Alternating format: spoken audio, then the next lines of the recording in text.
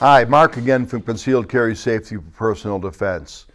You may be wondering what the qualifications are to be able to come and take this course. You need to be 21 years of age before you attend the course because we're going to have you handle a handgun, and that's what the law requires. Secondly, you have to be eligible for an Illinois Firearm Owner's Identification Card. You need not have one already. We'll help you get that as well as part of the qualification and application process. Third, make sure that you are not prohibited by state or federal law from possessing firearms or ammunition. If you're not sure about that, give us a call. We'll talk to you about it. You have to be physically capable of safely handling a firearm, loading it and unloading it, and being able to be at the range and shoot. If you have any type of a disability, please contact us. We can work around most things. If you can get here, we can probably get you through it.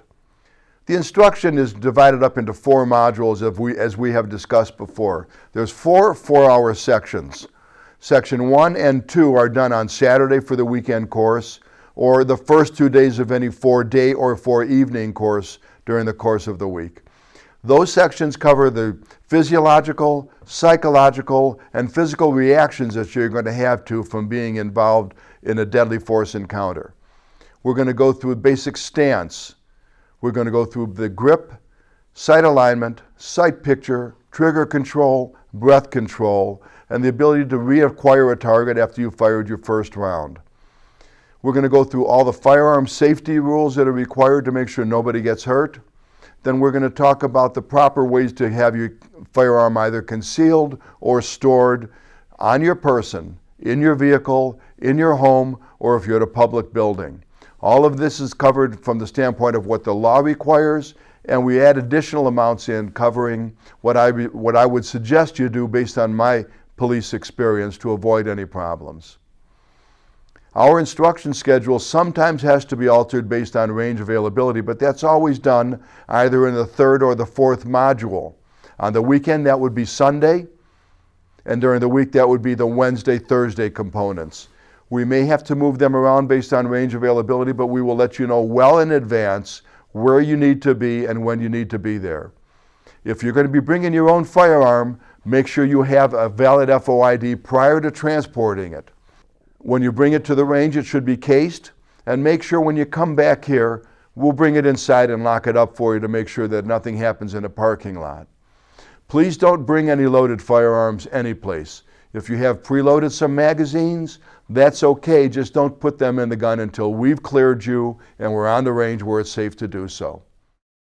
We suggest that you wear a sturdy pair of trousers with a good belt on them. The reason is we need to put a holster on and teach you how to draw a firearm as part of our training. You'll first learn how to draw a firearm from an unencumbered position so that you go through the basics and the mechanics of how to get it out of the holster and present it towards a target. Then we'll show you how to do the same thing from a garment that you're wearing that may be open in the front, like a zippered jacket or a snap jacket that's not zipped. Then we'll show you how to do it from a closed garment that maybe you can't open rapidly, so you have to get it out of the way to get your firearm out. This would tell us that you need to be able to wear comfortable shoes because you're going to be moving just a little bit when you're in the classroom. Those same sturdy shoes would be important for you to wear when you're on the range because there's going to be spent shell casings on the floor, and this may make your footing less than perfect. We don't want you to get hurt. We require that you wear a baseball-type cap with a bill on it to avoid any expended casings that are being ejected from either your firearm or one near you from lodging behind the safety glasses that you must wear on the range. Wear a long-sleeve shirt with a high collar that you can button closed to, again, avoid what might still be warm casings from landing on you and causing any discomfort or going down your clothing and getting lodged against your skin. This is all just common sense. I'm sure you've thought of it on your own. We just want to make sure that nobody gets hurt. When you show up at the range, keep your firearm cased. When you bring it out onto the range, keep your firearm cased. We'll ask you to put the case onto the bench in the range, and one of our instructors, probably me, will check it to make sure it's safe before we'll ask you to then load it and keep it pointed down range. During our initial arrival at most of the time at the range, we're going to go over the safety rules with you and the basic concepts of your firearms handling and marksmanship just to make sure you didn't forget them, to remind you so you have a pleasant and enjoyable time while you're at the range, and make sure that you qualify. You're going to fire 30 rounds minimum. We actually have you do 50. Why? We let you warm up with 20 rounds to let you know that it's going to be a pretty easy job and you won't have to worry about passing it in case you get test jitters like some people do. So we'll try to warm up first 5 rounds from the firearm at 5 yards, which is the closest distance you have to qualify with. Then we'll move the target out to 7 yards and you'll fire another 5 rounds, which is the second distance you'll have to shoot at. Then you'll reload with another 10-round magazine, or reload 5 rounds into a revolver or a firearm not capable of holding 10 rounds. And we'll move the target out to 10 yards or 30 feet. At that point, you'll fire 10 rounds. We'll bring the target in, we'll take a look at it. If you have any questions or I have any helpful advice for you, we'll go through it. If you want to take your target home to mama, just put it down on the floor underneath your range. Then we'll hang up your qualification target. This will go out to 5 yards. You will then load 10 rounds if your firearm is capable of it. And without any time limitations, you will fire 10 rounds at that target at 5 yards. We will then bench an empty gun with the magazine out if it's a semi-automatic with the slide lock to the rear. We'll move the targets out to 7 yards.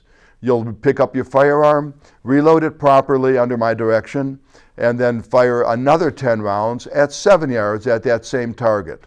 When that firearm is empty, you'll bench it in a safe manner as you've been trained, and we'll move the targets out to 10 yards. At that point, you'll pick up your gun upon our direction, reload it with 10 rounds, and fire your last 10 rounds of the 30 for your qualification at that same target again. We'll then bring the target in. No, you can't take that one home to mama. We're going to score it. We're going to keep it. For your information, we have not yet ever had anyone fail to qualify. A couple people have had to make a couple attempts at it, but it's never been a problem. Once you get past the jitters, we'll take care of everything for you. Give us a call. We'll get you registered, which again can be done right through our website, and we'll get you into the class that you need to be in based on your schedule.